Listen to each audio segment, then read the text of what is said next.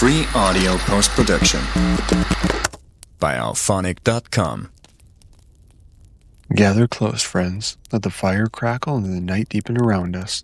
Tonight we will take you across the sea to County Antrim in Northern Ireland, a land of green hills, grey seas, and old stone walls weathered by centuries. And there, just outside the town of Larne, lives a forest with the name spoken in hushed tones, Ballyboley. To the unknowing traveler, it may look like a lovely woodland retreat, tall beeches and oaks rising skyward, winding trails underfoot, and the occasional call of a wood pigeon echoing in the distance. But to the locals, Ballyboley is not a place for picnics or strolls. It's a place to be avoided, a place where people vanish, a place where the voices of the long dead can still be heard crying in the trees. They call it the Druids Forest, and if you dare to walk there, you may not walk back. Ireland is a land layered with legend, and Ballyboley's story begins not in the last century, but in the midst of prehistory. Long before the Romans marched across Britain, long before Christianity raised its crosses on Irish soil, Druids are said to have chosen Ballyboley as a site for rituals. The evidence still remains. Hidden among the trees are stone circles, unnatural earthworks, and grassy mounds that seem more burial than hill. Farmers who worked the land surrounding the woods often dug up bones, human bones, mixed with ancient tools and broken pottery. Uneasily, they reburied what they found. The Druids were said to honor the gods with both animal and human sacrifices. Many believe that the forest floor itself is drunk deeply of blood, so much so that it carries a living curse. The elders in the area say the Druids bound the spirits of their sacrifices to the trees so that their cries would forever echo through the woods. It's no wonder that the locals warn not to linger and never to ever go there after dark. But Ballyboley isn't just a graveyard of the past. Its curse bleeds into modern times. From the 18th century onward, strange vanishings pepper its history. Some of the earliest stories speak of travelers taking shortcuts through the forest, only to vanish between one village and the next. No bodies are found, no signs of struggle, just silence. In the 20th century, these disappearances became more infamous. One story tells of a man and his hunting dog who entered the forest in the 1990s.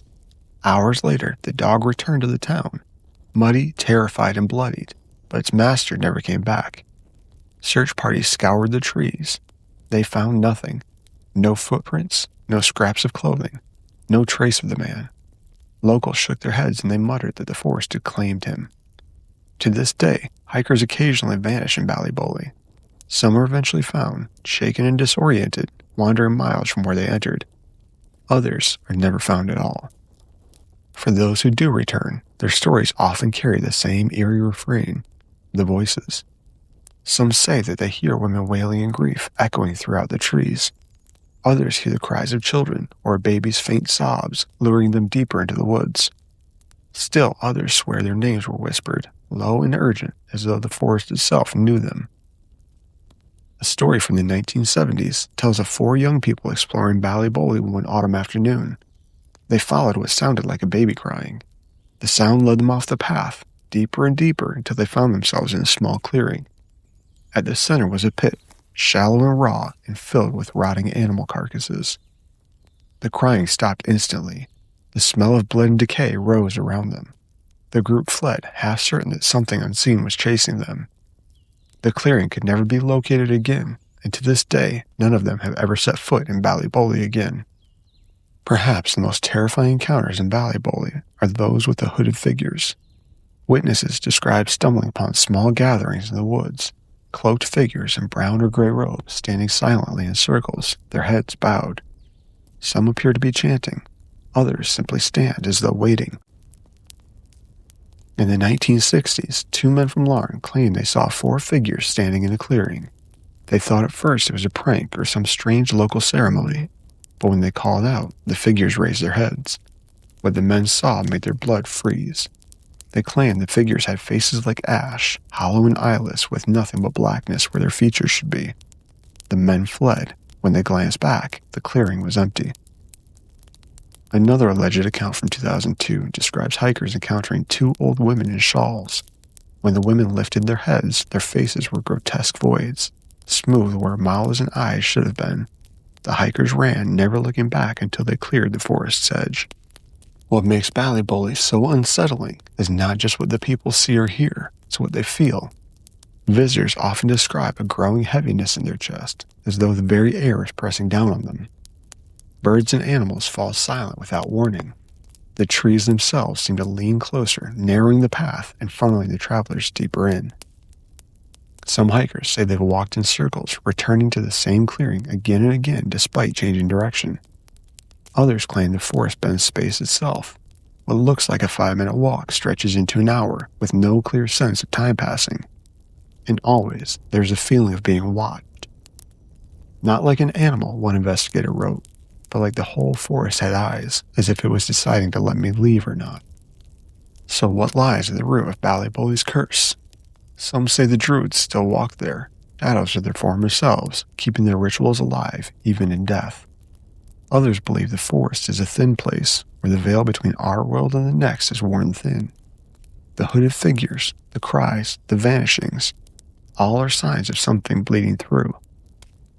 And then there are those who believe Ballyboley is hungry, that the forest itself is a living thing, feeding on fear, drawing the lost into its tangled heart and never letting them go. Whatever the truth, one fact is undeniable. Ballyboley Forest has stood for centuries, and its legend shows no signs of fading. Today, Ballyboley is open to the public. Hikers, dog walkers, and the curious still wander its paths. Some leave laughing, brushing it off as superstition, but others, fewer in number and paler in face, speak of things they cannot explain. A shadow flitting at the edge of their vision, a voice calling their name, the sense of standing in a place that does not belong to the living. And for every story told, there are others that go untold, because the people who lived them did not return. So if you ever find yourself in County Antrim, standing at the edge of the Ballyboley, ask yourself, do you dare step into the Druids Forest? Will you wander where so many before have vanished? Will you risk hearing your name whispered in the wind? Because once you step into those trees, there's no guarantee you'll step back out. As we leave you here, remember, the legends of our weird world are boundless. Ballyboley Forest is not just trees and earth. It's a place where the past has not yet died, where voices linger and where the shadows still walk. If you've enjoyed this journey into Ireland's most haunted woodland, please share, like, and subscribe to our channel for more stories. Your support enables us to keep these stories alive. Until next time, stay curious, and if you hear a baby cry in the woods, let it be. Free audio post-production by alphonic.com.